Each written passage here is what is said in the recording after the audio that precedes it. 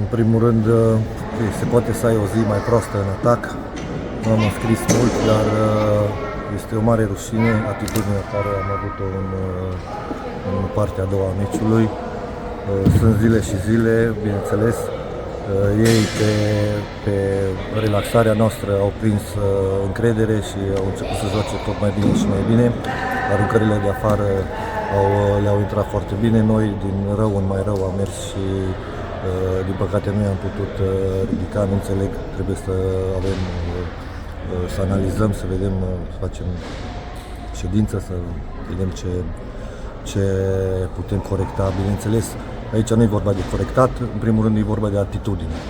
Atitudinea care am arătat-o cu toții, începând cu mine, eu sunt primul vinovat, dar și jucătorii. Nu se poate să arătăm așa, mai ales acasă, cu apatia care am arătat-o în sfertul 3 și 4.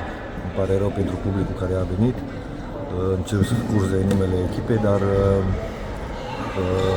sper să rezolvăm această problemă, pentru că nu e asta fața echipei.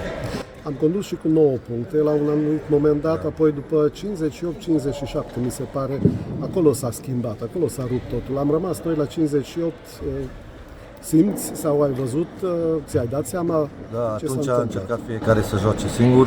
Au fost câteva momente în care am forțat, în loc să fim noi mai deștepți și mai cu experiență. Am încercat să jucăm fiecare să încerce să rezolve singur situațiile și de acolo s-a rupt meciul.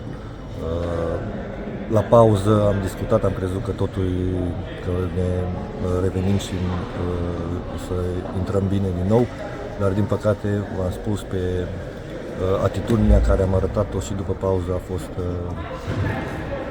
rușinoasă și îmi pare rău pentru asta. Trebuie să-i trezesc și cu siguranță nu va mai arăta așa echipa pentru meciul viitor. Cât a contat lipsa lui Ieremici? Contează fiecare. De exemplu, Gajovic s-a antrenat ultimele 2 zile, a fost cu febră. Jonathan vine după 2 săptămâni de accidentare. Nu poate să arunce la coș de 3 puncte, el nu aruncă. A fost cu mâna. Nu aruncă. Da, a fost problemă cu mâna. Problemă cu degetele de la mână și nu poate să arunce de 3 puncte. Nici nu a încercat și nici nu s-a uitat la coș. Am încercat să-l ascundem în teren, să încercăm să ne ajute așa cum e, dar se pare că nu am reușit. Din păcate, asta este, trebuie să mergem mai departe. Sunt zile și zile, din